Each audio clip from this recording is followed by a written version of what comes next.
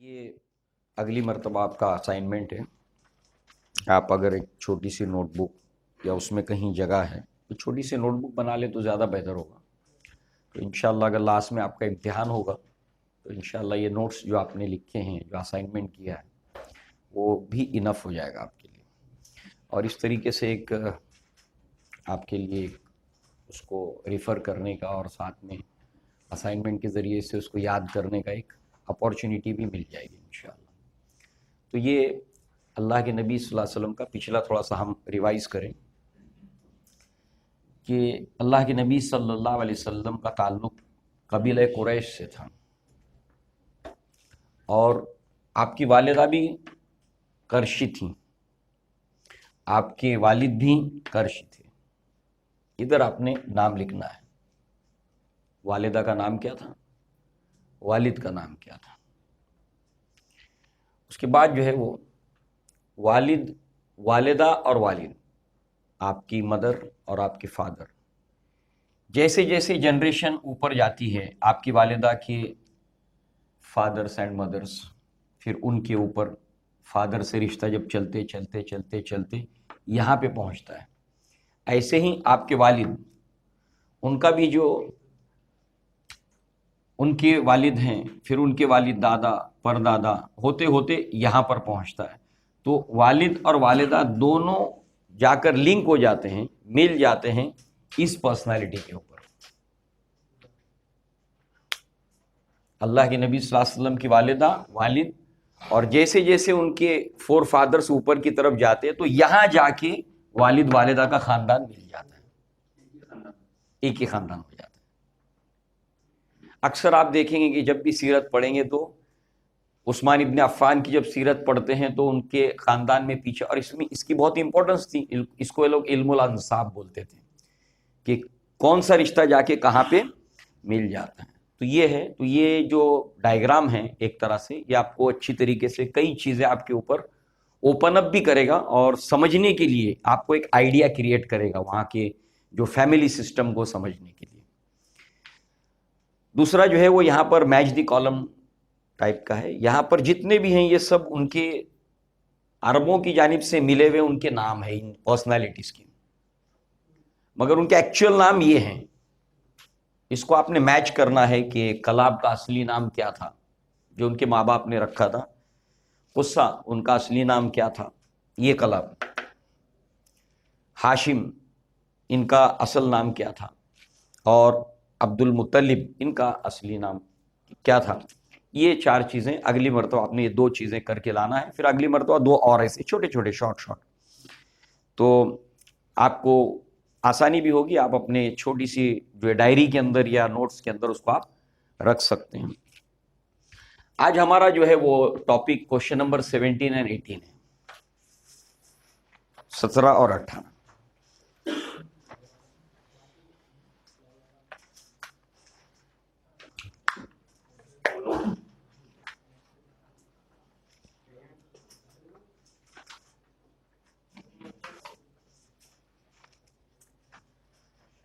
اللہ کے نبی صلی اللہ علیہ وسلم کی سیرت کا جہاں تک تعلق ہے، قرآن مجید میں کئی جگہ پر اللہ کے نبی صلی اللہ علیہ وسلم کی جو زندگی کے جو بالکل جلی یعنی کھلے کھلے الفاظ میں نبی صلی اللہ علیہ وسلم کے تعلق سے آیات موجود ہیں. اسی طریقے سے انڈائریکٹلی بہت سی آیات موجود ہیں. اور جیسے کہ ہمیں یہ بات معلوم ہے اور بالکل یاد رہنی چاہیے کہ جب اللہ کے نبی صلی اللہ علیہ وسلم کی سیرت کے تعلق سے، آپ کے کردار کے تعلق سے عائشہ صدیقہ رضی اللہ عنہا سے جب پوچھا گیا کہ آپ کی سیرت اور کردار کیا ہے، کیسے ہیں اللہ کے نبی صلی اللہ علیہ وسلم، تو اس وقت آپ کے دو جوابات ہم کو ملتے ہیں. ایک تو یہ ہے کہ کانا خلقہ القرآن، اللہ کے نبی صلی اللہ علیہ وسلم کے اخلاق کیا ہیں، عادتیں کیا ہیں، مزاج کیا ہے، نیچر کیا ہے، قرآن مجید ہے. اور پھر ایک جگہ پر ملتا ہے کیا تم نے قرآن کو نہیں پڑھا، کہ قرآن مجید میں جو کچھ پڑھتے ہو اس میں جو کردار بتایا گیا ہے، بہترین کردار، وہی اللہ کے نبی صلی اللہ علیہ وسلم کا کردار ہے. گویا قرآن مجید کی عملی تفسیر، پریکٹیکل لائف تھے محمد صلی اللہ علیہ وسلم. تو ایسی بہت سی باتیں اللہ کے نبی صلی اللہ علیہ وسلم کی زندگی کے تعلق سے قرآن مجید میں موجود ہیں. اب ایک زندگی تو وہ ہے جو غار حرا میں جبریل علیہ السلام کی طرف سے اللہ کے نبی کی طرف جب وحی آتی ہے تو اس وحی سے پہلے کی ایک لائف ہے اور وحی کے آغاز کے بعد کی ایک زندگی ہے۔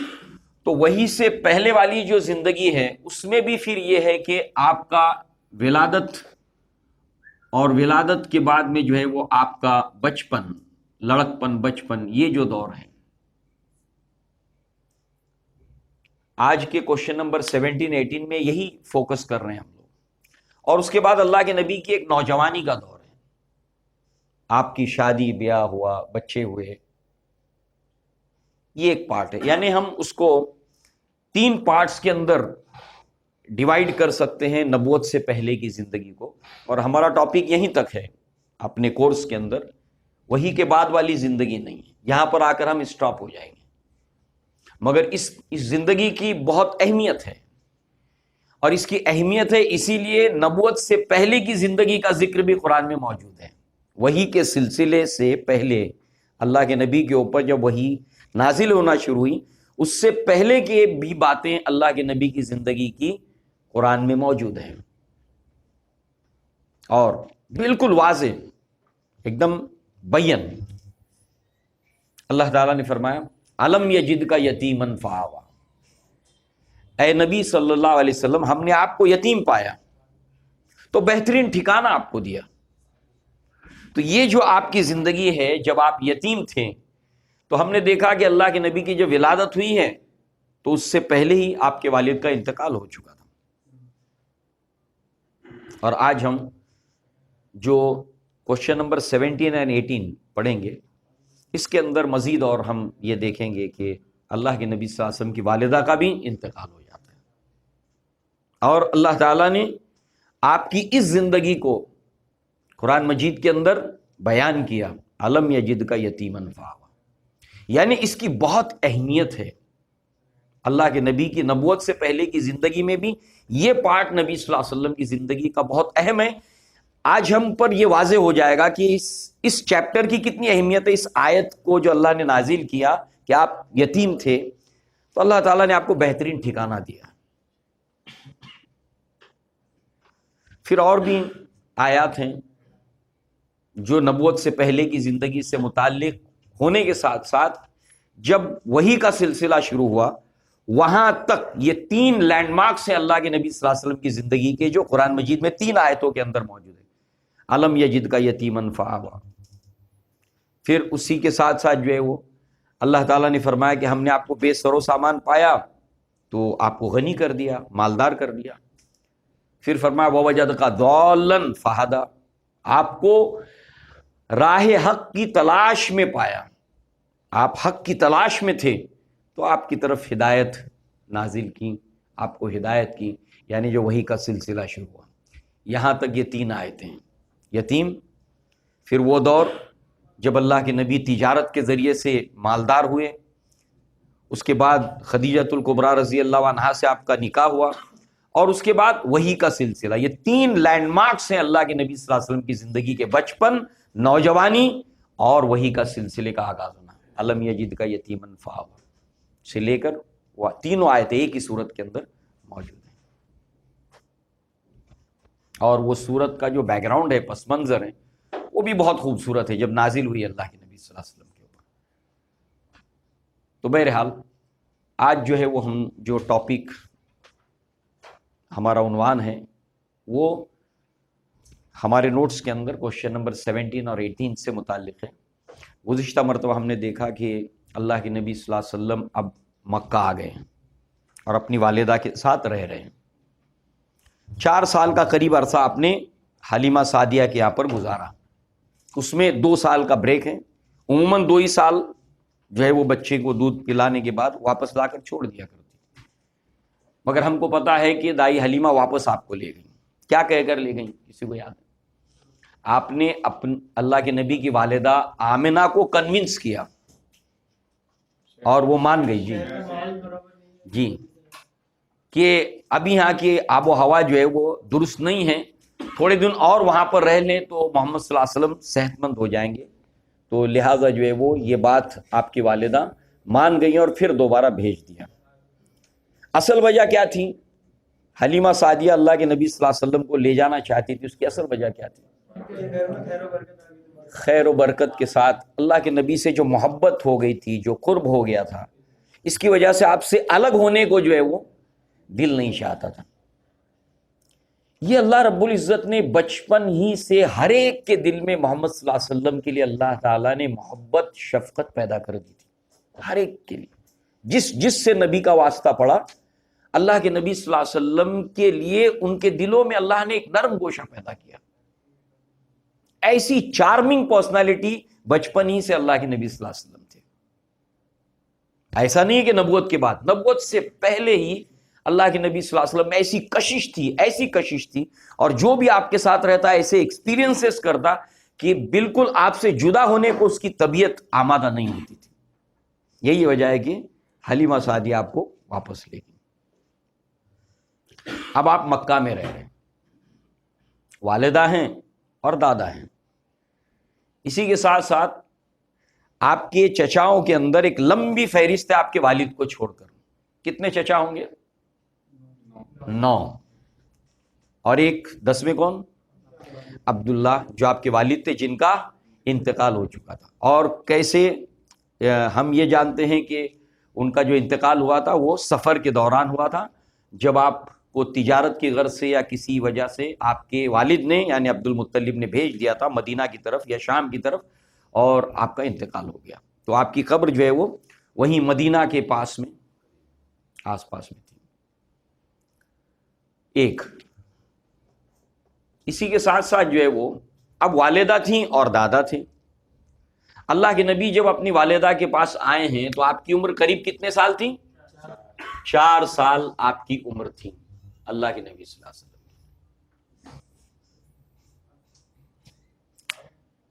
اب یہاں سے آپ کی جو والدہ ہیں ان کے ذہن میں یہ خیال پیدا ہوتا ہے کہ اللہ کے نبی صلی اللہ علیہ وسلم کو یثرب پرانا نام ہے، اور اللہ کے نبی کی ہجرت کا جس کا نام کیا بنا؟ مدینۃ النبی، اور پھر مدینہ فیمس ہو گیا مدینہ۔ تو اس کا پرانا نام یثرب تھا، تو آپ نے ارادہ کیا کہ اللہ کے نبی صلی اللہ علیہ وسلم کو یثرب لے جائیں، یعنی مدینہ لے جائیں۔ اور نبوت سے پہلے اس کا نام یثرب ہی تھا، یثرب یا یثرب پڑھتے ہیں۔ تو اللہ کے نبی صلی اللہ علیہ وسلم کو لے جانے کا آپ نے ارادہ کیا۔ کیا تعلق ہے اللہ کے نبی کا مدینہ سے نبوت سے پہلے؟ نبوت کے بعد تو معلوم ہے کہ ہجرت کی آپ نے، مدینہ سے تعلق قائم ہو گیا، مگر نبوت سے پہلے نبی کا مدینہ سے کیا ریلیشن ہے؟ جی کوئی بتائے، ایک بتائے، مدینہ سے اللہ کے نبی کا کیا تعلق ہے؟ آپ کا ننیال، کس طرح سے ننیال تھا؟ آپ کا ننیال کس طرح سے تھا بتائیے۔ ہم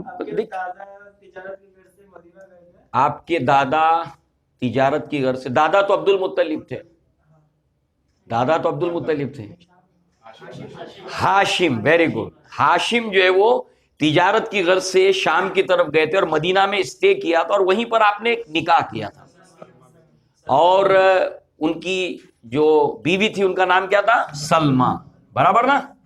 یہ کہاں کی تھی؟ یثرب کی تھی، یہیں پر ہاشم نے نکاح کیا تھا، ٹھیک ہے؟ اور ہاشم نے جب نکاح کیا تو ان دونوں سے ایک اولاد ہوئی، ان کا نام کیا تھا؟ نہیں، شیبہ، ان کا نام کیا تھا؟ شیبہ ان کا نام تھا۔ شیبہ کی معنی کیا ہے؟ کیوں شیبہ؟ اس لیے کہ جو وہ پیدا ہوئے تھے تو نیچرلی ان کے تمام سیاہ بالوں کے اندر تھوڑا سا ایک حصہ سفیدی کا تھا، اس کو شیبہ، اس اعتبار سے ان کا نام کیا رکھا گیا تھا؟ شیبہ رکھا گیا تھا۔ اور پھر جو ہے وہ جب اللہ کے نبی صلی اللہ علیہ وسلم کے جو دادا تھے، اللہ کے نبی صلی اللہ علیہ وسلم کے جو چچا تھے جن کا نام کیا تھا؟ ہاں، مطلب، تو ان کو جب پتا چلا کہ ان کے جو بھائی ہیں ہاشم، ان کی کوئی اولاد مدینہ کے اندر ہیں، تو وہ اس کو لینے کے لیے جب گئے ہیں، تو اس کے بعد جب واپس آئے ہیں تو جب اس لڑکے کو دیکھا تو لوگوں نے کہا کہ مطلب کا یہ بیٹا ہے، اس کا غلام ہے، تو یہاں پر عبد لگ گیا، عبد المطلب. اس طریقے سے شیبہ عبد المطلب کے نام سے مشہور ہوئے. تو یہاں پر اس اعتبار سے کہ یہ اللہ کے نبی کے دادا عبد المطلب ہیں، ان کے بھائی ہاشم، ان کا نکاح مدینہ کے اندر ہوا تھا، اور ان سے جو ہے وہ ان کے یہ دادا کی ولادت عبد المطلب کی ہوئی تھی. تو اس اعتبار سے آپ کی والدہ نے ارادہ کیا کہ عبد المطلب جو آپ کے سسر تھے، ان کے ممی کے گھر، یعنی ان کی ممی، دادا کی ممی، تو اس اعتبار سے اللہ کے نبی کا اس اعتبار سے ننیال ہوا. تو اللہ کے نبی صلی اللہ علیہ وسلم کو لے جانے کا ارادہ کیا. اور دوسری وجہ، ایک دادا کا رشتہ وہاں پر تھا، آپ کی ممی وہاں سے تھی، اور دوسری وجہ آپ کے والد بھی یہی مدفون تھے، عبداللہ، جو آپ کے شوہر تھے. تو ظاہر سی بات ہے کہ آمنہ یہ جانتی تھی کہ یہ وہ بچہ ہے جس نے اپنے والد کو کبھی دیکھا نہیں، مگر ان کی جو قبر ہے، مدفون ہے وہاں پر، اور ان کا ننیال بھی ہے. اس اعتبار سے آپ نے ارادہ کیا کہ اللہ کے نبی صلی اللہ علیہ وسلم کو مدینہ لے جائیں. یعنی ہجرت سے پہلے اللہ کے نبی صلی اللہ علیہ وسلم بچپن میں ایک بار مدینہ گئے ہیں، جب اس کا نام کیا تھا؟ یثرب تھا. تو اب اس میں دو باتیں ملتی ہیں کہ کون کون تھا ساتھ میں. تو اس میں ام ایمن کنفرم ہے، جو آپ کو پرورش کرنے میں آپ نے رول پلے کیا تھا، ام ایمن کنفرم ہے. اس کے علاوہ آپ کی والدہ ہیں دو، اس میں کوئی اختلاف نہیں. ایک ہے کہ کہیں ملتا ہے کہ آپ کے دادا بھی ساتھ تھے، ایک ملتا ہے کہ دادا ساتھ نہیں تھے. تو بہرحال آپ کے نوٹس کے اندر یہ تینوں باتیں آپ کو ملیں گی، مگر جو ہے وہ وہاں پر آپ دیکھیں گے کہ آپ کے جو نوٹس ہیں، جہاں پر آپ یہ کوشچن نمبر 17 اور 18 کو پڑھیں گے، بعد میں اس کو دیکھیے گا آپ، تو وہاں پر لکھا ہے کہ آپ کی والدہ کی قبر تھی. تو وہ پرنٹنگ مسٹیک ہو گیا، تو آپ ادھر والدہ کٹ کر دیں، والد کر دیں، بعد میں کر دیجیے گا، ورنہ آپ کنفیوز ہوں گے یا نوٹس کسی کے ہاتھ میں پڑ جائیں گے تو پھر وہ دیکھے گا ارے والدہ کے ساتھ ہی جا رہے، والدہ کی قبر وہاں پر کیسے.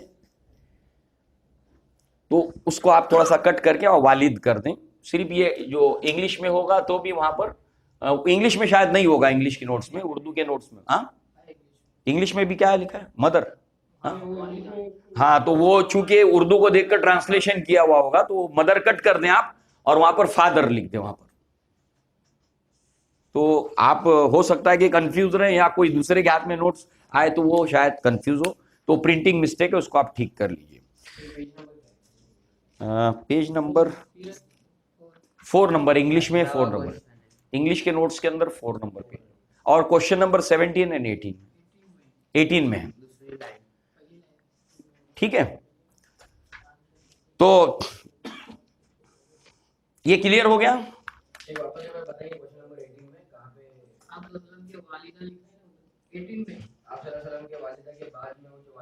ہاں پڑھیے، آپ ریڈ کیجیے.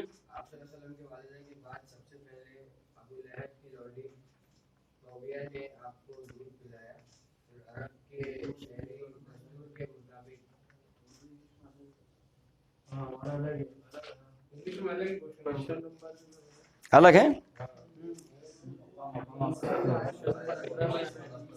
41 کوشچنس نہیں ہے انگلش میں. اچھا دیکھ لیجیے ذرا، کوئی چیک کر لیں. میرے پاس چونکہ انگلش والے نوٹس نہیں ہیں، تو آپ ریفر کر کے بتائیں ذرا کیا نمبر ہے، کون سے کوشچن میں. کوشچن نمبر ہاں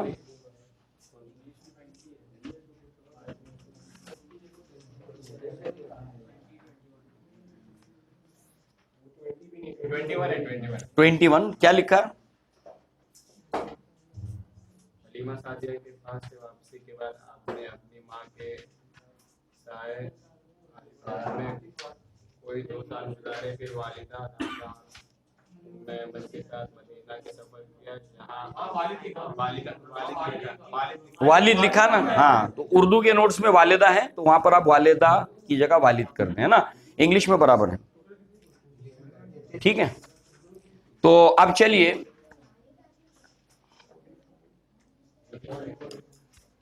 تو جب آپ جو ہے وہ مدینہ گئے، تو مدینہ جو آپ گئی ہیں آمنہ اللہ کے نبی کی والدہ، تو اس کی وجوہات میں سے دو یہ ریزن آپ کو معلوم ہونے چاہیے. نمبر ایک یہ ہے کہ آپ کا ننیال کس اعتبار سے تھا, تو دادا کا بھی جو ہے وہ والدہ کا مکان وہی تھا مدینہ میں, تو والد کو بھی آپ کے دادا کو بھی اٹیچمنٹ تھا.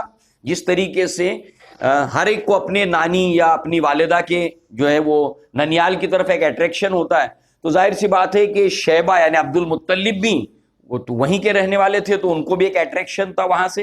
اور پھر دوسرے آپ کے والد جو ہے وہ اللہ کے نبی کے یعنی آمنہ کے شوہر وہاں مدفون تھے, تو ایک یادگار وہاں پر موجود تھی.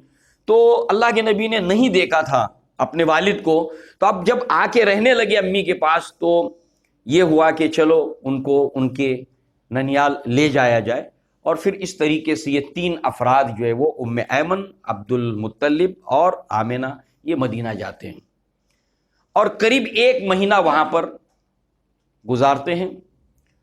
اور اس اعتبار سے اب جب کبھی بھی آپ سیرت کو پڑھتے ہیں تو اللہ کے نبی نے جب ہجرت کی تو لگ بھگ شہر میں داخل ہونے سے پہلے ہی, یعنی وہ پلیس تو دکھائی دیتا تھا سنیت الوداع جس کو کہتے ہیں, کہ وہ جب اللہ کے نبی داخل ہوئے تھے تو بچیاں گا بھی رہی تھیں, طلع البدر علینا من سنیت الوداع. سنیت الوداع وہ جگہ ہے جہاں پر جب آدمی انٹری کرتا ہے شہر کے اندر, ڈیزرٹ کے اندر, تو شہر میں جو وہ جگہ جہاں پر سب سے پہلے اس کا پہلے چہرہ دکھتا ہے, پھر ہوتے ہوتے ہوتے ہوتے پوری باڈی جو ہے وہ کلوز اپ میں آنے لگتی ہے. تو جیسے چاند بھی جب طلوع ہوتا ہے تو ایسے اللہ کے نبی کا چہرہ جو ہے وہ طلوع ہوا وہاں سے سنیت الوداع سے, وہاں پر سب سے پہلے چہرہ. اور جیسے آدمی واپس ہونے لگتا ہے تو آخری مرتبہ وہ جگہ جہاں پر اس کا چہرہ پھر نگاہ سے اوجھل ہو جاتا ہے. تو اس جگہ کے اوپر جو ہے وہ لگ بھگ 500 کے قریب لوگ باہر نکل کر مدینہ سے آپ کو لینے کے لیے آئے تھے, اور سب مہار پکڑ کے ہر کوئی چاہتا تھا کہ اللہ کے نبی کو اپنے قبیلے میں لے جائے, اپنے محلے میں لے جائے اور مہمان بنا کر اپنے یہاں پر رکھے ہر کوئی. اب جیسے جیسے اللہ کے نبی مدینہ میں آگے بڑھ رہے تھے ویسے ویسے اور بھی لوگ, اتنا بھیڑ ہو گئی, اتنی بھیڑ ہو گئی, اور ہر کوئی نبی کی اونٹنی کو پکڑ رہا تھا کہ اللہ کے نبی نہیں, آپ ہمارے یہاں چلیے, آپ ہمارے یہاں چلیے. اس وقت اللہ کے نبی نے فرمایا کہ تم لوگ سب اونٹنی کو چھوڑ دو, یہ اللہ کے حکم سے ہے, لہذا یہ وہیں جا کر رکے گی جہاں پر اللہ نے اس کو حکم دیا ہے, جہاں پر ہاتھی والے نے اس کو حکم دیا ہے. ہاتھی والا کیا, نبی کا یہ ریفرنس ملتا ہے کہ ہاتھی والے مطلب الم تری کیف فعل ربک باصحاب الفیل. تو یہ ہاتھیوں کو جب کعبے کی طرف لیفٹ میں دوڑایا جاتا تو دوڑتے تھے, رائٹ میں دوڑایا جاتا تو دوڑتے تھے, پیچھے بھی دوڑتے تھے, مگر آگے بڑھنے کو 1 انچ تیار نہیں تھے. مار مار کے ہاتھیوں کو لہو لہان کیا ان کے مہار نے, مگر وہ آگے نہیں بڑھتے تھے. تو جیسے ہاتھی والوں کو روک دیا تھا اللہ نے ان ہاتھیوں کو روکا تھا, ایسے ہی اس اونٹنی کو بھی اللہ روکے گا اسی جگہ جہاں پر اس کو رکنا ہے. تو یہ سٹیٹمنٹس ہم کو معلوم ہونے چاہیے کہ نبی ایسا جو کہہ رہے اس کا کیا مطلب ہے, کہ ہاتھی والے کو جس نے روکا تھا وہی اس کو بھی روکے گا, چھوڑ دو اس کو, یہ وہیں جا کے روکے گی. تم ضد نہ کرو کہ اللہ کے نبی کو اپنے یہاں لے جانے کی, یہ وہیں رکے گی جہاں اللہ کا حکم ہے. اب اونٹنی جو ہے وہ چلتے چلتے چلتے چلتے بنو نجار میں پہنچی, اس محلے میں, سارے محلے چھوڑ کر بنو نجار میں پہنچی. پھر ایک جگہ کے اوپر بیٹھ گئی, بیٹھی ہوں, پھر نبی نے ایڑ لگائی, کھڑی ہو گئی, پھر آگے گئی, پھر ریورس ہو کے اسی جگہ آ کر بیٹھی جہاں پہلے بیٹھی تھی, سیم اسپاٹ کے اوپر. اور وہ جگہ 2 یتیم بچوں کی تھیں, اسی جگہ کے اوپر مسجد نبوی اللہ کے نبی نے قائم کی. تو یہ جو محلہ ہے بنو نجار کا, یہ وہی محلہ ہے جو اللہ کے نبی کا ننیال تھا. دیکھیے اللہ کی مصلحت, دیکھیے آپ اللہ کے کام دیکھو, کیا پہلے اور کیا بات, یعنی each and everything plan اللہ رب العزت نے جو کیا ہے اس میں کتنی باریکیاں ہیں, کتنے مائنیوٹ لیول کے اوپر اللہ تعالیٰ کا پروگرامنگ ہے. آپ دیکھیے ہر جگہ آپ کو یہ نظر آئے گا, ہر جگہ. ہماری اپنی زندگی میں آپ کو نظر آئے گا کہ مائنیوٹ پلاننگ ہے ہماری زندگی کے ساتھ میں اللہ تعالیٰ نے. اللہ المدبر ہے, اس صفت کے اوپر اللہ کی ہمارا ایمان ہے, بالکل مائنیوٹ پلاننگ کرتا ہے, مائکرو پلاننگ اور میکرو پلاننگ دونوں پلاننگ ہے اس کی. لہذا جو ہے وہ یہی وہ جگہ ہے جہاں اللہ کے نبی کا ننیال تھا, اور بچپن سے اس کا کو ریلیشن, تاکہ ہم سیرت میں پہنچے ایک دم کلیئر ہو جائے کہ یہ جگہ کیا ہے, کیوں یہاں اللہ کے نبی کی اونٹنی رکی تھی, کیا ریلیشن ہے مدینہ سے اللہ کے نبی کا, کیا اللہ کے نبی جو ہے وہ نبوت سے پہلے بھی یہاں پر آئے تھے, کس کے ساتھ آئے تھے. تو یہاں پر اللہ کے نبی نے اپنی والدہ کے ساتھ 1 مہینہ قریب گزارا. واپسی کے وقت میں ایک جگہ کا نام ہے ابوا. کیا نام ہے جگہ کا؟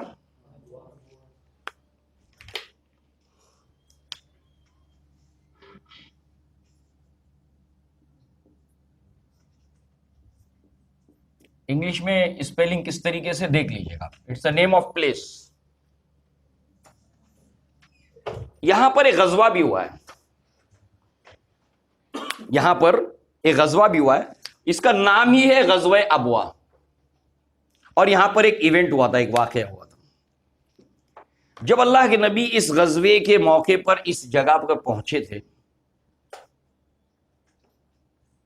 آپ کی والدہ کے ساتھ جب آپ آئے تھے, تو واپسی کے وقت یہ وہ جگہ ہے جہاں پر آپ کی والدہ کا انتقال ہوا تھا. اور یہ جگہ مکہ اور مدینہ کے سینٹر میں ہے, مگر سینٹر سے تھوڑا مدینہ سے قریب ہے. جیسے ہمارا ہارٹ ہوتا ہے, لیفٹ سے تھوڑا سا رائٹ کی طرف ہے سلائڈلی, اسی طریقے سے جو ہے وہ اللہ کے نبی صلی اللہ علیہ وسلم, یہ جو جگہ ہے ابوا, یہ مکہ اور مدینہ کے سینٹر میں ہے, جو لگ بھگ 500 کلومیٹر کا ڈسٹینس ہے. اس کے بالکل سینٹر میں, مگر تھوڑا سا زیادہ مدینہ کی طرف ہے. تو اس جگہ پر وہ ابوا مقام ہے جہاں پر آپ کی والدہ کا انتقال ہوا. اور نبوت کے زمانے میں ایک غزوہ یعنی ایک جنگ ہوئی تھی, اور اس جگہ پر اللہ کے نبی صلی اللہ علیہ وسلم اپنے صحابہ کے ساتھ پہنچے. تو اس جگہ پر آپ کی والدہ کی قبر تھی, جہاں دفن تھی آپ. تو اللہ کے نبی نے اپنے بچپن کا واقعہ صحابہ کو سنایا. میں یہاں پر اپنی والدہ کے ساتھ, ام ایمن کے ساتھ اور میرے دادا کے ساتھ میں یہاں پر آیا تھا. اور وہ پوری سٹوری سناتے سناتے اللہ کے نبی اتنا روئے تھے, اتنا روئے تھے. حدیث میں, مسلم شریف میں کتاب الجنائز میں وہ روایت ہے, ہم اس کو پڑھنے والے ہیں, کہ صحابہ کرام بھی رو دیے تھے. والدہ ہے نا, ماں باپ تو ماں باپ ہوتے ہیں, والدین تو والدین ہوتے ہیں. تو اللہ کے نبی اپنی والدہ کو یاد کر کے اتنا روئے تھے کہ تمام صحابہ کرام بھی آپ کے ساتھ میں روئے تھے. اور اس حوالے سے نبی نے ایک تعلیم دی. ہم اس پوری روایت کو دیکھتے ہیں, اور اس حوالے سے اللہ کے نبی صلی اللہ علیہ وسلم نے فرمایا کہ ابو ہریرہ رضی اللہ عنہ اس کے راوی ہیں, کہتے ہیں قال رسول اللہ صلی اللہ علیہ وسلم زار النبی صلی اللہ علیہ وسلم قبر امہ فبقى وابقی من حوله فقال صلی اللہ علیہ وسلم استأذنت ربی ان استغفر لها فلم یؤذن لی. کہ اللہ کے نبی صلی اللہ علیہ وسلم جو ہے وہ اس جگہ سے جب گزرے ہیں مقام ابوا. مسلم شریف میں جب کبھی آپ یہ روایت پڑھیں گے یا کتاب الجنائز کبھی آپ حدیثوں کی کتابوں میں پڑھیں گے, یہ حدیث آپ کے سامنے آئے گی, تو یہ کون سی جگہ ہے وہاں پر نہیں لکھی ہے حدیث میں. آپ کو معلوم ہونا چاہیے کون سی جگہ ہے. اس وقت صحابہ بھی جو آپ کے ساتھ تھے رو رہے تھے. اللہ کے نبی کو اپنی ممی کی یاد آئی اس دور کے اندر. تو اللہ کے نبی صلی اللہ علیہ وسلم نے جو ہے وہ صحابہ کرام کو جب اس جگہ پہ آئے تو زیارت کی اس کی, تو وہ سب واقعہ اپنے بچپن کا بتایا, تو صحابہ بھی رو دیے. تو اس کے بعد اللہ کے نبی صلی اللہ علیہ وسلم نے جو ہے وہ صحابہ کرام کو ایک بہت اہم تعلیم دی. کہا کہ میں پہلے تمہیں روکا کرتا تھا کہ قبروں کی زیارت سے, فزور القبور فإنها تذکرکم الموت. پہلے میں تمہیں روکا کرتا تھا قبروں کی زیارت سے, اب میں تمہیں اجازت دیتا ہوں کہ تم قبروں کی زیارت کیا کرو, کیونکہ موت کی یاد دلاتی ہے.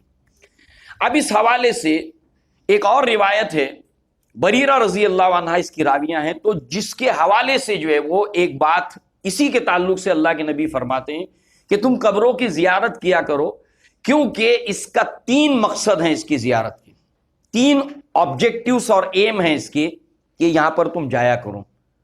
قبر ٹوٹی پھوٹی ہے, سادہ قبر ہے, پکی قبریں بنانے سے تو اللہ کے نبی نے منع کیا, لہذا جو ہے وہ وہاں پر جانے سے 3 جو مقصد حاصل ہوتے ہیں.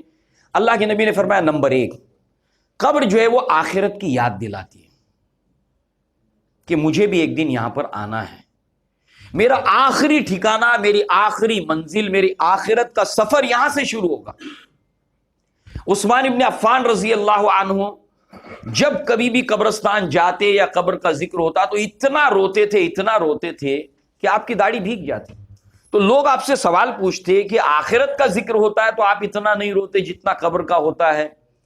تو کہا کہ اللہ کے نبی سے میں نے جو بات سنی ہے وہ یہ ہے، ان القبر منزل من منازل الآخرہ، قبر آخرت کی منزلوں میں سے ایک منزل، پہلی منزل ہے۔ جو آدمی یہاں کامیاب ہوا اس کے بعد وہ صرف کامیاب ہوگا، جو یہاں فیل ہوا اس کے بعد اس کو فیل ہونا ہے۔ اس اعتبار سے یہاں پر اللہ کے نبی نے فرمایا کہ آخرت کی یاد دلاتی ہے قبر۔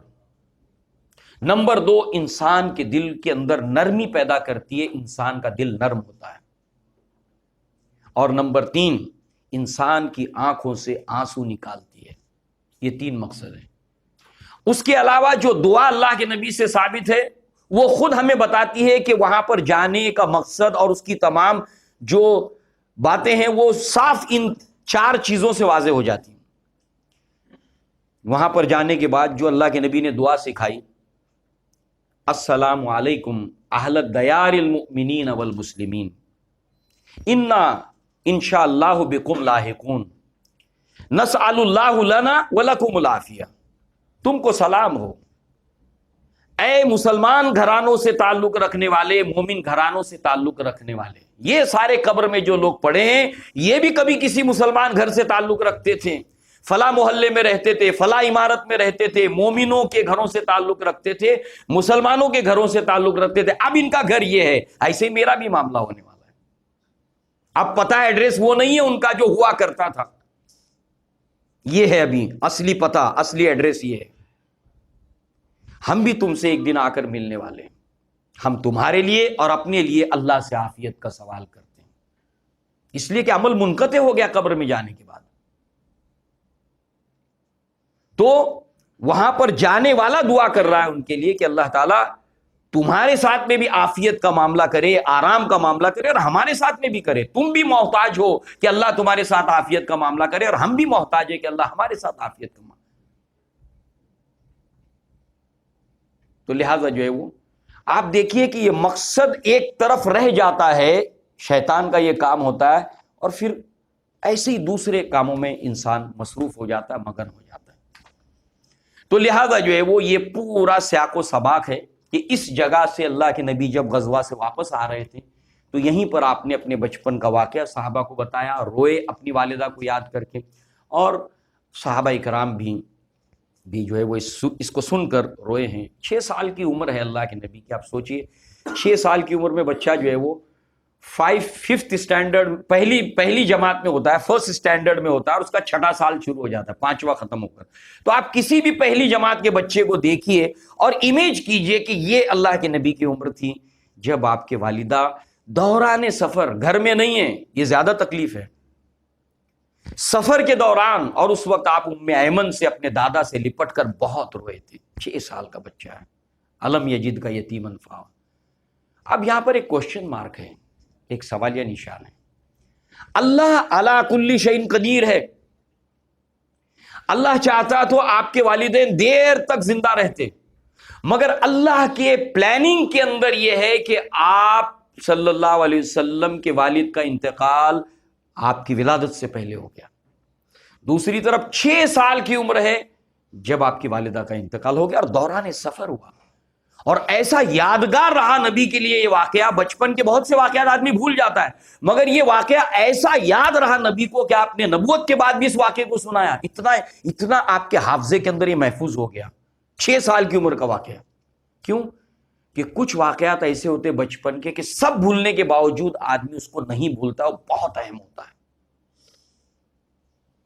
یہ ساری باتیں ہمیں سوچنے پہ مجبور کرتی ہیں، اور ان میں سے یہ ہے کہ آپ دیکھیں پوری دنیا کے اندر ہر زمانے میں، اور اللہ کے نبی کے زمانے میں بھی، اور اللہ کے نبی کے زمانے سے پہلے بھی، یتیم جو ہوتے تھے یہ اس سماج کا، دنیا کے اندر اس سماج کا ایک سیکشن ہے یتیموں کا، ان کے ساتھ زیادہ تر اچھا سلوک نہیں کیا گیا تھا، نہیں کیا جاتا ہے، اور نہیں کیا جاتا رہے گا۔ تو اللہ نے آپ کو فرسٹ ہینڈ ایکسپیرینس کروایا، ہارٹ کے اندر وہ ایموشنز اللہ کے نبی کے رکھے کہ یتیموں کا درد کیا ہوتا ہے۔ اللہ کے نبی کو وما ارسلناک الا رحمتا للعالمین، کہ تمام عالمین کے لیے آپ کو رحمت بنا کر بھیجا گیا ہے، آپ یتیموں کے لیے رحمت بنا کر بھیجے گئے تھے۔ اور یتیم کا دکھ اور درد ہوتا کیا ہے، آپ نے اس کو فیل کیا تھا، محسوس کیا تھا. اس لیے آپ دیکھیے جب کبھی یتیم کی بات آتی تھی اللہ کے نبی اتنے باٹم آف ہارٹ جو ہے وہ اللہ کے نبی صلی اللہ علیہ وسلم جو ہے اس مسئلے کو حل کرنے کے لیے اٹھتے تھے. بہت سے مفسرین نے قرآن مجید کی ایک سورت ہے اذا تبت یدا ابی لہب نہیں ارایت الذی یکذب بالدین فذلک الذی یدعو الیتیم فذلک الذی یدعو الیتیم، کیا آپ نے نہیں دیکھا اس کو جو دین کو جھٹلاتا اور یتیم کو دھکا دیتا ہے؟ کون ہے یہ؟ کون ہے یہ؟ آپ نے دیکھا نہیں نبی جو یتیم کو دھکا دیتا ہے؟ یہ کون ہے آدمی جس نے یتیم کو دھکا دیا تھا؟ تو اس کی تفسیر میں، اس کی شرح میں بہت سے مفسرین نے ایک واقعہ لائے ہیں. ابو جہل کا ایک رشتہ دار تھا یتیم بچہ، اور کچھ مال جو تھا اس کی والدہ کا یا اس کے والد کا، شوہر کا مال جو کسٹڈی میں تھا ابو جہل کے، اور ضرورت پڑ گئی، والدہ نے بھیجا لے آؤ اپنے چچا کے پاس سے. تو یہ یتیم بچہ گیا، ابو جہل کو دروازے کو ناک کیا. ابو جہل نے اس یتیم اپنے بھتیجے کو دھکا مار کے بھگا دیا، پیسے دیے نہیں، اپنی کسٹڈی میں ہے. اکثر یتیموں کی جائیداد اور پراپرٹی کے اوپر ایسا ہی کیا کرتے ہیں اس کے وارثین. قرآن میں جگہ جگہ اس کے تعلق سے اللہ نے تعلیمات دی. دھکا مار کے، اور بچہ روتے روتے جب آنے لگا تو سرداروں نے پوچھا تو بتایا وجہ، تو ان کو مذاق سوجا. تو ان لوگوں نے کہا کہ دیکھو یہ جو گھر ہے نا سامنے، تو آپ کو معلوم ہے جو لوگ گئے ہیں کہ اللہ کے نبی صلی اللہ علیہ وسلم کا جو مکان ہے جہاں لائبریری وغیرہ ہے، اس مکان کے سامنے ابو جہل کا گھر تھا جہاں پر آپ ٹوائلٹ وغیرہ بنے ہوئے. تو بتایا کہ یہ گھر میں جاؤ، اس آدمی کو بتاؤ. یعنی وہ جو ہے وہ ایک ٹکراؤ پیدا کرنا چاہتے تھے اللہ کے نبی اور ابو جہل کا، اور مزہ لینا چاہتے تھے. ان کو جا کے بتاؤ. تو یہ بچہ اپنا روتے روتے روتے روتے اللہ کے نبی کے گھر گیا، ابو جہل کے گھر سے نکلا اور اللہ کے نبی کے گھر کی طرف ان لوگوں نے بھیجا. اب یہ دیکھنے کے لیے تماشا کھڑے ہو کہ دیکھو اب کیا ہوتا ہے. تو اس بچے نے روتے ہوئے اللہ کے نبی کو بتایا پورا ماجرا. اللہ کے نبی تھوڑی دیر کے لیے بھی نہیں رکے، فوراً آپ چل پڑے ہیں ابو جہل کے گھر کی طرف. دروازے کو ناک کیا، دروازہ کھلا، کہا اللہ کے بندے اس بچے کا پیسہ اس کے حوالے کر دیں. ایسا روب اللہ تعالیٰ نے طاری کیا. کیوں یہ امپیکٹ یا ایفیکٹ اللہ کے نبی کے اوپر تھا؟ کیونکہ آپ بچپن سے جانتے تھے کہ یتیم کی تکلیف کیا ہوتی ہے، اس کی پریشانی کیا ہوتی ہے. اور یہ سیکشن ہر دور کے اندر ایکسپلائٹیشن کا شکار رہا ہے. اس لیے مکی صورتوں میں جہاں پر یتیموں کا ذکر آیا دو طرح سے آیا. ترغیب دی گئی، نہیں تم یتیم کو جو ہے وہ، اس کے تعلق سے اللہ نے قرآن میں کئی آیتیں نازل کی. پھر کہیں جو ہے وہ اللہ تبارک و تعالیٰ نے حسن سلوک کا یتیموں کے ساتھ میں تذکرہ کیا. کہیں واقعات بتائے یتیموں کے سورہ کہف کے اندر. جب موسیٰ علیہ السلام خضر کے ساتھ میں ایک بستی میں سے گزرتے ہیں تو بستی کے اندر ایک مکان جو ہے وہ آخر میں اس کی دیوار گرنے والی ہوتی ہے، تو خضر اس کو تعمیر کرتے. تو موسیٰ علیہ السلام پوچھتے آپ نے کیوں کیا یہ؟ یہاں کے لوگوں سے ہم نے کھانا مانگا، پانی مانگا، مگر انہوں نے دیا نہیں، تو آپ کم سے کم کچھ اجرت لے لیتے. تو پھر انہوں نے جو وجوہات بیان کی خضر نے، وہ یہ کہ اس کے اندر دو یتیم بچے رہتے تھے، ماں باپ نہیں تھے ان کے، اور ان کے ماں باپ نے اس گھر کے نیچے ایک خزانہ دفن کر رکھا تھا کہ بڑے ہو کر ان بچوں کو ملے. اگر یہ دیوار مزید ٹوٹ جاتی تو لوگ آنے جانے کا راستہ بنا لیتے اور خزانہ باہر آتا. تو یہاں کے بستی کے لوگ اتنے مطلبی ہیں، اتنے ناہن جا رہے کہ ہم کو کھانا پانی تک نہیں دیا، کیا یہ مال ان یتیم بچوں کے حوالے کرتے؟ تو یہ سیف رہ جائے اس لیے میں نے یہ دیوار کو تعمیر کیا. اس سے چھین لیں گے مال یتیموں سے. تو اکثر جو ہے وہ اہل و عیال کے اندر جو ایسے یتیم ہوتے ہیں ان کے ساتھ برا سلوک کیا جاتا ہے. یتیم بچی ہے، گھر میں برتن دھو رہی ہے، کپڑا دھو رہی ہے، پوچھا مار رہی ہے، اور اپنی چچازاد بہن کو دیکھتی ہے کہ وہ اسکول جا رہی ہے، تو اس کے دل میں بھی طبیعت ہوتی ہے کہ میں بھی اسکول جاتی مگر میرے ماں باپ نہیں ہیں. یہ درد اللہ کے نبی صلی اللہ علیہ وسلم کو احساس کرایا گیا، فرسٹ ہینڈ ایکسپیرینس. ورنہ اللہ چاہتا تو والدین آپ کے دیر تک رہتے. اور پھر مدینہ میں جانے کے بعد اللہ کے نبی صلی اللہ علیہ وسلم کے اوپر جو صورتیں نازل ہوئی، اس کے اندر صرف تعلیم نہیں دی یتیموں کے بارے میں، بلکہ وارننگ دی آخرت میں تم کو بہت برے انجام سے بھگتنا پڑے گا. وَلَا تَقْرَبُوا مَالَ الْيَتِيمِ، یتیم کے مال کے قریب بھی مت جاؤ. اور نبی نے فرمایا جس نے کسی یتیم کا مال کھایا اس نے اپنے پیٹ میں آگ بھری ہے، اس کے پیٹ میں آگ جا کر رہے گی جہنم کی۔ اور دوسری طرف شریعت کے اندر ان کے حقوق کو متعین کیا، مال غنیمت کے اندر، بیت المال کے اندر، مال فے کے ان کا حصہ طے کیا اللہ کے نبی صلی اللہ علیہ وسلم نے۔ شریعت کے اندر صرف یہ نہیں کہا، ترغیب نہیں دلائی، بلکہ ان کے تعلق سے قوانین شریعت میں اللہ تعالیٰ نے نازل کیے۔ اور اللہ کے نبی نے فرمایا سب سے زمین کے اوپر بدترین گھر اللہ کی نظر میں وہ ہے کہ جس کے اندر کوئی یتیم بچی یا یتیم بچہ رہتا ہو اور اس کے ساتھ اچھا سلوک نہیں کرتے گھر والے۔ اور زمین کے اوپر، دھرتی کے اوپر وہ سب سے اچھا گھر ہے کہ جہاں پر یتیم رہتا ہے اور اس کے ساتھ اچھا سلوک کیا جاتا ہے۔ ایک شخص آیا اللہ کے نبی صلی اللہ علیہ وسلم کے پاس، کہا اللہ کے نبی میرا دل بہت سخت ہے، اس میں نرمی نہیں ہے، اس کے اندر رحم نہیں ہے۔ تو اللہ کے نبی نے فرمایا کہ یتیم کے سر پہ ہاتھ پھیرو، اس کے ساتھ شفقت سے پیش آؤ، اس کا رزلٹ یہ نکلے گا کہ تمہارے دل کی سختی نرمی میں بدل جائے گی۔ اور اللہ تعالیٰ نرم دل انسان کو پسند کرتا ہے۔ اللہ کے نبی نے فرمایا ان اللہ رفیق ویحب الرفق، اللہ نرم ہے اور نرمی کو پسند کرتا ہے۔ اور نرم دل انسان کا ہونا یہ بہت خیر کی باتیں ہیں، زندگی میں انسان وہ بہت فائدے اٹھاتا ہے جس کے دل میں نرمی ہوتی ہے۔ اس لیے اللہ سے دل کی نرمی کے لیے دعا کرنا چاہیے، جیسے عمر بن الخطاب مانگا کرتے تھے اللہ مجھے دل کی نرمی عطا فرما۔ اور اس کو پریکٹس کیسے حاصل کریں گے؟ ایکسرسائز کیا ہے؟ یتیموں کے ساتھ اچھا سلوک کرنا۔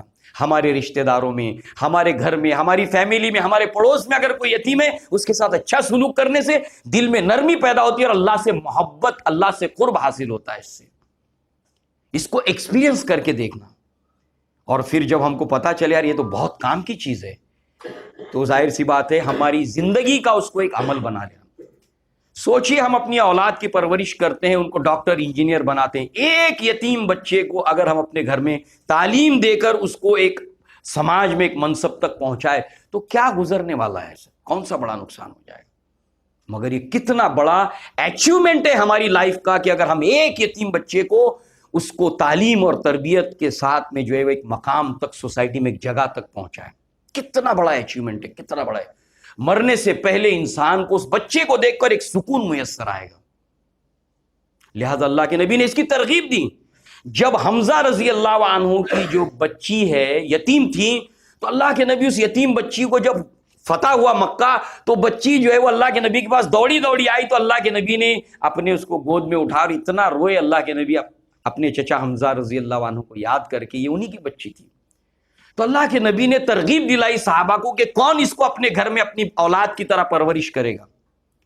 تو اس پر جو ہے وہ علی بن ابی طالب، جعفر رضی اللہ عنہ اور زید بن حارثہ تینوں لڑنے لگے، اے اللہ کے نبی میں اپنے گھر میں پرورش کروں گا۔ تینوں آپس میں مقابلہ کرنے لگے اور اپنی اپنی دلیل دینے لگے۔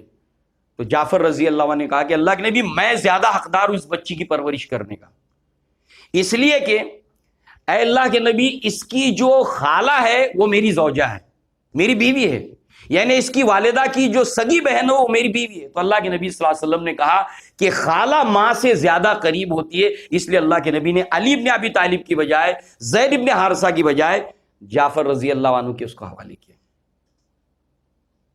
تو لہذا اللہ کے نبی نے پوری زندگی میں سیرت میں یتیموں کے ساتھ کیا سلوک کیا ہے، اس کو جب بھی آپ پڑھیں گے تو ہمیشہ اس ایونٹ کو یاد کرنا، الم یجد کا یتیما فآویٰ، بہت ایک بڑا کانسیپٹ آپ کے سامنے کلیئر ہو جائے گا اور اللہ کی تدبیر آپ کے سامنے واضح ہو جائے گی۔ لہٰذا اللہ کے نبی صلی اللہ علیہ وسلم نے لگ بھگ 2 سال اپنی والدہ کے ساتھ میں گزارے، اور اس کے بعد آپ کی والدہ کا مقام ابوا کے اوپر انتقال ہوا اور آپ اپنی دادا اور اپنی والدہ ام ایمن جنہوں نے پرورش کی ان کے ساتھ میں مکہ آئے۔ اب آپ بغیر والد کے، بغیر والدہ کے اپنے دادا کے ساتھ میں مکہ میں رہ رہے ہیں۔ اس کا ایفیکٹ دادا کے اوپر یہ ہوا کہ آپ اتنا محبت کرنے لگے اللہ کے نبی صلی اللہ علیہ وسلم سے کہ اپنے بیٹوں سے بھی زیادہ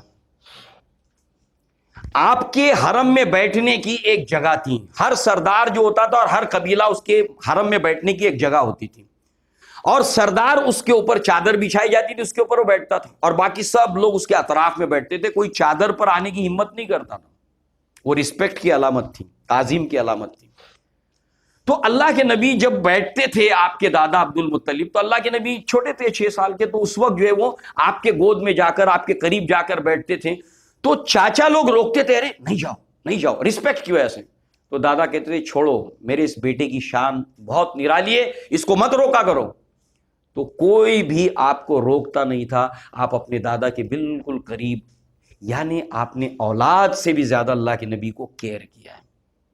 تو اللہ تعالیٰ نے فرمایا علم یجد کا یتیمن فاوا، اے نبی ہم نے آپ کو یتیم پایا تو ٹھکانہ نہیں دیا۔ اب اس کے بیک گراؤنڈ میں جائیے، اللہ نے جب یہ کہا، یہ وہ وقت تھا جب قریش آپ کو اتنا ٹارچر کر رہے تھے، نبوت کے دور میں اتنا ٹارچر کر رہے تھے، اتنی تکلیف دے رہے تھے کہ اللہ کے نبی بہت دکھی تھے، رنجور تھے، غمگین رہتے تھے۔ تو جب ایک کہاوت ہے ان الحدید بالحدید یفلح، لوہا لوہے کو کاٹتا ہے اور غم غم کو کاٹتا ہے، تو اللہ کے نبی صلی اللہ علیہ وسلم جو ہے وہ جب رنجور رہنے لگے تو اللہ نے پاسٹ کی یہ ایونٹ یاد دلائے، اے نبی آپ یتیم تھے، اللہ نے آپ کو بہترین ٹھکانہ نہیں دیا۔ اب اس کا ایکسپیکٹڈ آنسر کیا ہے؟ ہاں، تو وہ گویا پورے بچپن میں فلش بیک میں اللہ کے نبی صلی اللہ علیہ وسلم جا رہے کہ کیا کیا ہوا تھا میرے ساتھ۔ تو یہ جو دکھ ہے، یہ بچپن کا دکھ آ کے اس کو کاٹ دیتا ہے، اس کو کٹ کر دیتا ہے۔ تو ایسے ہی ہمیں جب کوئی دکھ ہو جائے، غم ہو جائے، تو پاسٹ میں جانا چاہیے اور اپنے اس دکھ سے اللہ نے ہمیں کیسے نکالا اس کو ساتھ میں کمپیئر کرنے سے یہ دکھ غم ختم ہو جاتا ہے، فرسٹریشن ختم ہو جاتا ہے۔ لہذا جو ہے وہ یہ ہے اللہ کے نبی صلی اللہ علیہ وسلم نے جو اپنی والدہ کے ساتھ وقت بتایا، اور اس کے تعلق سے کوشچن نمبر 17 اور 18 کے اندر تفصیلات ہیں۔ اب انشاءاللہ جو ہے وہ آپ اپنے دادا کے ساتھ رہتے ہیں، کب تک چلتا ہے یہ سلسلہ، اور اس کے بعد ابو طالب کے ہینڈ اوور کر دیا جاتا ہے۔ اور ایک کے بعد ایک آپ دیکھیے کہ یہ بات جو غور و فکر کی ہے کہ والد کا انتقال پہلے 6 سال کی عمر میں والدہ کا، اس کے بعد دادا کا، ایک کے بعد ایک جو ہے وہ ساتھ چھوڑتے چلے جاتے ہیں اللہ کے نبی صلی اللہ علیہ وسلم۔ اور یہ چیز جو ہے وہ بہت زیادہ آپ کی شخصیت کے اندر یہ ہونے والے واقعات، اس کے اثرات ہیں، جیسے ابھی آج ہم نے دیکھا۔ تو انشاءاللہ اگلی مرتبہ کا جو ہمارا ٹاپک ہوگا، سبجیکٹ ہوگا، وہ کوشچن نمبر 17 18 کا 19 and 20، اس کو آپ پڑھیں گے اور اس کو بھی پڑھ کر آئیں گے جو 17 18 والا کوشچن ہے، اور یہ جو 2 اسائنمنٹ ہے اس کو کر کے لے کے آئیں گے جو لوگ بعد میں آئے ہیں۔ اور ہر مرتبہ ایسے ہی ایک دو اسائنمنٹ ہمارے پاس میں رہیں گے، اس کو اگر آپ سنبھال کے رکھیں گے اور ایگزام سے پہلے اس کو ریفر کریں گے، انشاءاللہ یہ آسانی سے پورا گرپ میں آ جائے گا آپ کی انشاءاللہ العزیز۔ تو آگے ہم لوگ اس کو کنٹینیو کریں گے۔ السلام علیکم ورحمۃ اللہ وبرکاتہ۔